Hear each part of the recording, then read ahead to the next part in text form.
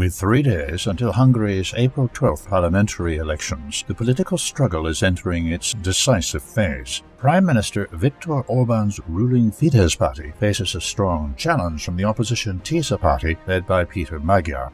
The result will determine Hungary's economic course and its relations with both Brussels and Washington. Increasingly, the energy sector has become the main arena of this confrontation. The European Commission is preparing measures against Hungary's fuel price caps and energy subsidies. These policies have long protected households from global price shocks. Brussels argues they violate EU market rules, but the position closely aligns with that of the Tisza party. Hungary remains one of the few EU countries still importing Russian oil and gas. This allows it to maintain relatively low energy prices and avoid the worst effects of inflation seen elsewhere in Europe. A political shift after the election could quickly change this situation. Key figures within Tisza confirm this direction. István Kapitányi, a former Shell executive, has stated that subsidy programs would be gradually phased out under a new government. At the same time, European Commission Vice President Maroš Šefčovič has formally warned Budapest about possible legal consequences if current pricing policies remain. Hungarian Foreign Minister Péter Szijjártó has accused opposition-linked actors in Brussels of directly lobbying against Hungary's energy protections.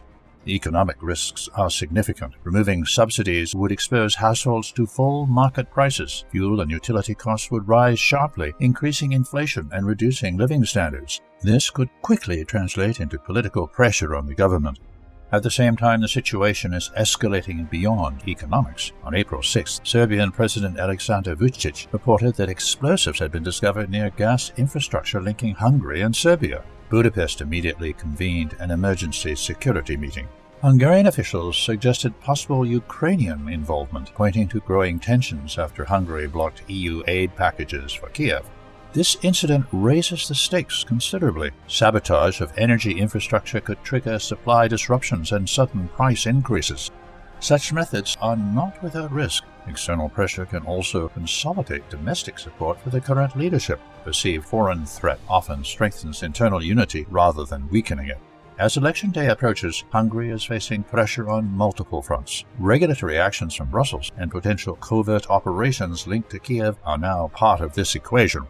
The outcome will not only determine who governs Hungary, but also whether the country can maintain its independent energy policy. In this context, energy has become more than an economic issue, it is now a decisive political weapon.